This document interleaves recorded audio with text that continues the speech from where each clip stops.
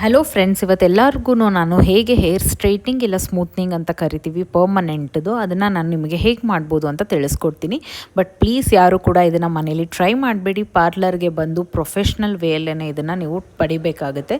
Because ನಮಗೆ ಇದ್ರ ಬಗ್ಗೆ ಕಲ್ತಿರೋದ್ರಿಂದ, ಇದು ಕೆಮಿಕಲ್ ವರ್ಕ್ ಆಗಿರೋದ್ರಿಂದ ಮನೇಲಿ ಯಾವುದೇ ಕಾರಣಕ್ಕೂ ಇದನ್ನು ಟ್ರೈ ಮಾಡಬಾರ್ದು. ಈ ಥರ ಮಾಡೋದ್ರಿಂದ ಹೇರ್ಸ್ ತುಂಬ ಬರ್ನ್ ಆಗುವಂಥ ಚಾನ್ಸಸ್ ಇರುತ್ತೆ. ಬಿಕಾಸ್ ನೀವು ಅದನ್ನು ಕಲ್ತಿರಲ್ಲ ಇನ್ ಡೆಪ್ತಾಗಿ ಹೇಗೆ ಮಾಡಬೇಕು ಮತ್ತು ಯಾವ ಕ್ರೀಮ್ನ ಯೂಸ್ ಮಾಡಬೇಕು ಅಂತ ನಿಮ್ಗೆ ಗೊತ್ತಿರಲ್ಲ. ಸೊ ನಿಮಗೆ ಈ ಸರ್ವಿಸಸ್ ಬೇಕು ಅಂದರೆ ನನ್ನ ಹತ್ರ ಕಂಪ್ಲೀಟ್ಲಿ ಅಫೋರ್ಡಬಲ್ ಪ್ರೈಸಸ್ಗೆ ಅವೈಲಬಲ್ ಇದೆ. ಸೊ ಪ್ಲೀಸ್ ಒಂದ್ಸಲ ವಿಸಿಟ್ ಮಾಡಿ. ನಿಮಗೆ ಎಲ್ಲ ಡೀಟೇಲ್ಸ್ ಬೇಕು ಅಂದರೆ ಕಮೆಂಟ್ ಮಾಡಿ, ನಾನು ನಿಮಗೆ ಕಂಪ್ಲೀಟಾಗಿ ಅಡ್ರೆಸ್, ಫೋನ್ ನಂಬರ್ ಮತ್ತು ಪ್ರೈಸಸ್ನ ಕೂಡ ಎಕ್ಸ್ಪ್ಲೇನ್ ಮಾಡ್ತೀನಿ. ಸೊ ಬನ್ನಿ, ಇವತ್ತು ಹೇಗೆ ಇದನ್ನು ಮಾಡ್ತೀನಿ ನಾನು ಹೇರ್ ಸ್ಮೂತ್ನಿಂಗ್ ಇಲ್ಲ ಸ್ಟ್ರೈಟ್ನಿಂಗ್ ಪರ್ಮನೆಂಟ್ ಇರುತ್ತೆ. ಇದು ನಿಮ್ಮ ರೂಟ್ಸಲ್ಲಿ ಮಾತ್ರ ಆಫ್ಟರ್ 6 to 8 months ಆದಮೇಲೆ ಸ್ಟಾರ್ಟ್ ಆಗುತ್ತೆ ಹೊರತು ಲೆಂತಲ್ಲಿ ಪರ್ಮನೆಂಟಾಗಿ ಹಾಗೆ ಇರುತ್ತೆ ಇದು ಟ್ರೀಟ್ಮೆಂಟು. ನಿಮಗೆ ತುಂಬ ಕರ್ಲಿ ಹೇರ್ಸ್ ಇದೆ, ನನಗೆ ಮ್ಯಾನೇಜಬಲ್ ಹೇರ್ಸ್ ಬೇಕು ಅಂದರೆ ನೀವು ಈ ಟ್ರೀಟ್ಮೆಂಟ್ನ ತೊಗೋಬೋದು. ನಿಮಗೆ ಕಂಪ್ಲೀಟಾಗಿ ಸ್ಟ್ರೈಟ್ ಲುಕ್ ಬರುತ್ತೆ, ಒಳ್ಳೆ ಚೆನ್ನಾಗಿ ಶೈನಿಂಗ್ ಇರುತ್ತೆ ಕೂದಲು, ಮತ್ತು ಸ್ಟ್ರೈಟಾಗಿ ಚೆನ್ನಾಗಿ ಮ್ಯಾನೇಜಬಲ್ ಆಗಿ ಇರುತ್ತೆ ಅಂತ ಹೇಳ್ಬೋದು. ಇದನ್ನು ನಾನು ಹೇಗೆ ಅಪ್ಲೈ ಮಾಡ್ತಾಯಿದ್ದೀನಿ ಅಂತ ನೀವೇ ನೋಡ್ಬೋದು. ಲೇಯರ್ಸ್ ವೈಸ್ ನಾವು ತೊಗೊಂಡು ಸ್ವಲ್ಪ ಕೂದಲಿಗೆ ಇದನ್ನು ಅಪ್ಲಿಕೇಶನ್ ಮಾಡ್ಕೋತಾ ಪೂರ್ತಿ ಹೇರ್ಸ್ನ ಮಾಡ್ಬೋದು. ಇವತ್ತು ನಾನು ನಮ್ಮ ಈ ಕಸ್ಟಮರ್ ಏನಿದ್ದಾರೆ ಅವ್ರಿಗೆ ಜಸ್ಟ್ ಫ್ರಂಟ್ ಸೆಕ್ಷನ್ ಮಾತ್ರ ಹೇರ್ ಸ್ಮೂತ್ನಿಂಗ್ ಬೇಕಾಗಿತ್ತು, ಬ್ಯಾಕ್ ಎಲ್ಲ ಬೇಡ ಅಂತ ಹೇಳಿದ್ರು ಅವರು. ಕೆಲವರು ಹೀಗೆ ಮಾಡಿಸ್ತಾರೆ, ಕೆಲವರು ಪೂರ್ತಿ ಹೇರ್ಸ್ಗೆ ಮಾಡಿಸ್ತಾರೆ. ಬಟ್ ಮೋಸ್ಟ್ ಆಫ್ ದೆಮ್ ಪೂರ್ತಿ ಹೇರ್ಸ್ಗೆ ಮಾಡಿಸೋದು. ಇವರು ಮಾತ್ರ ಈ ಥರ ಫ್ರಂಟ್ ಸೆಕ್ಷನ್ ಮಾತ್ರ ಮಾಡಿಸ್ಕೋತಾ ಇದ್ದಾರೆ. ನಾನು ಬಟ್ ಅದನ್ನು ಕೂಡ ಮಾಡಿಕೊಡ್ತಾ ಇದ್ದೀನಿ.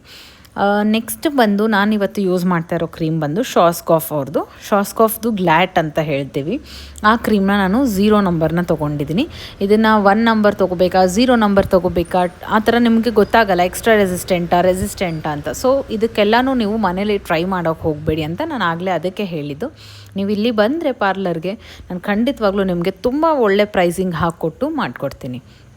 ಪೂರ್ತಿ ನಿಮ್ಮದು ಯಾವುದೇ ಲೆಂತ್ ಇರ್ಬೋದು, ನನ್ನ ಹತ್ರ ಮಾಡೋವಂಥದ್ದು ಅವೈಲಬಿಲಿಟಿ ಇದೆ.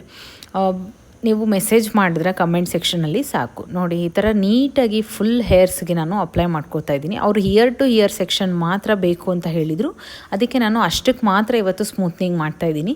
ನೆಕ್ಸ್ಟ್ ವೀಡಿಯೋಲಿ ನಾನು ನಿಮಗೆ ಫುಲ್ ಹೇರ್ಸ್ಗೆ ಮತ್ತು ತುಂಬ ಲಾಂಗ್ ಇರೋವಂಥ ಹೇರ್ ಲೆಂತ್ ಮೇಲೆ ನಿಮಗೆ ನಾನು ಮಾಡಿ ತೋರಿಸ್ತೀನಿ ಹೇಗೆ ಮಾಡೋದು ಅಂತ. ಇದರಲ್ಲಿ ನಾನು ಜಸ್ಟ್ ಫ್ರಂಟ್ ಸೆಕ್ಷನ್ ಬೇಕು ಅನ್ನೋ ಕಸ್ಟಮರ್ಸ್ಗೆ ಹೇಗೆ ಮಾಡ್ತೀವಿ ಅಂತ ತೋರಿಸ್ತಾ ಇದ್ದೀನಿ.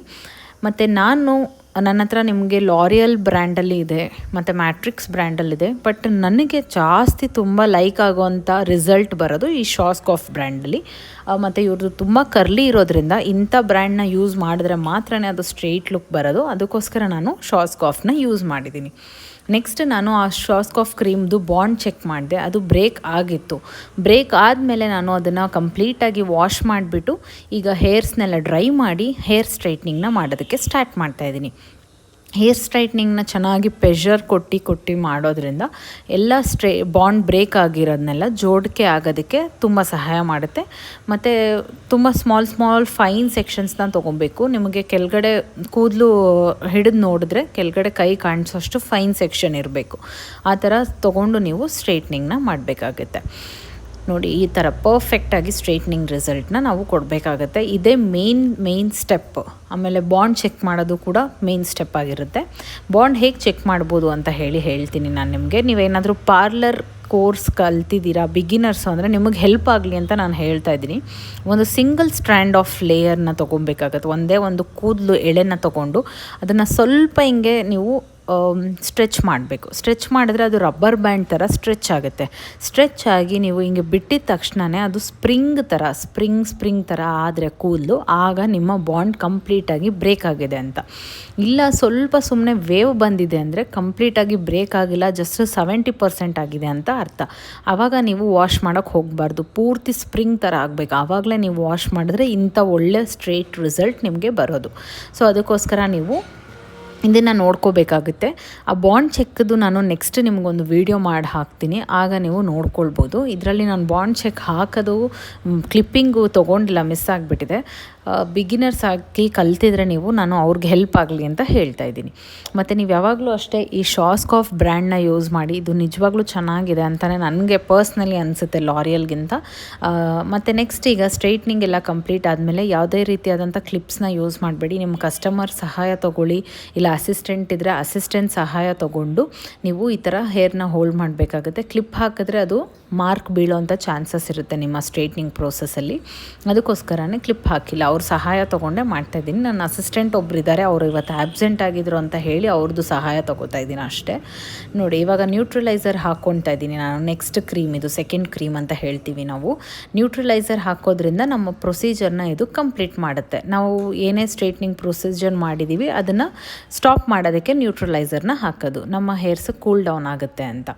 ಇವಾಗ ನಾನು ನ್ಯೂಟ್ರಲೈಸರ್ನ ಕಂಪ್ಲೀಟಾಗಿ ಹಚ್ಕೊತಾ ಇದ್ದೀನಿ. ಇದನ್ನು ನೀವು ರೂಟ್ಸ್ಗೆ ತಾಗಿಸಿದ್ರೂ ಕೂಡ ಪರವಾಗಿಲ್ಲ, ಬಟ್ ಫಸ್ಟ್ ಕ್ರೀಮ್ನ ಮಾತ್ರ ರೂಟ್ಸಿಗೆ ತಾಗಿಸ್ಬಾರ್ದು. ಇದು ನಿಮ್ಮ ಬಿಗಿನರ್ಸ್ಗೆ ಟಿಪ್ಪು ನಾನು ಹೇಳ್ತಾ ಇರೋದು. ನೋಡಿಕೊಂಡು 1/2 ಇಂಚ್ ಬಿಟ್ಬಿಟ್ಟು ನೀವು ರೂಟ್ಸಿಂದ ಹಚ್ಕೊಳ್ಳಿ. ಫಸ್ಟ್ ಕ್ರೀಮ್, ಸೆಕೆಂಡ್ ಕ್ರೀಮ್ ತಾಗಿದ್ರೂ ಕೂಡ ನೋ ಪ್ರಾಬ್ಲಮ್. ಈಗ ನಾನು ಕಂಪ್ಲೀಟಾಗಿ ಡ್ರೈ ಮಾಡಿ ಕೊಟ್ಟಿದ್ದೀನಿ. ಅವರು ನೋಡ್ಕೋತಾ ಇದ್ದಾರೆ ರಿಸಲ್ಟ್, ಬಾಚಿ ಎಲ್ಲ ಮಾಡಿ. ನೀವು ಹಿಂದೆದಕ್ಕೂ ಮುಂದೆದಕ್ಕೂ ನೀವು ಆ್ಯಕ್ಚುಯಲ್ ಡಿಫ್ರೆನ್ಸ್ನ ಇಲ್ಲಿ ನೋಡ್ಬೋದು. ಅವ್ರ ಹೇರ್ಸ್ ಹೇಗಿದೆ ಮುಂಚೆ ಹಿಂದೆದೆಲ್ಲ ನೀವು ನೋಡಿದ್ರೆ ನಾನು ಮಾಡಾದ್ಮೇಲೆ ಹೇಗಾಗಿದೆ ಅಂತ.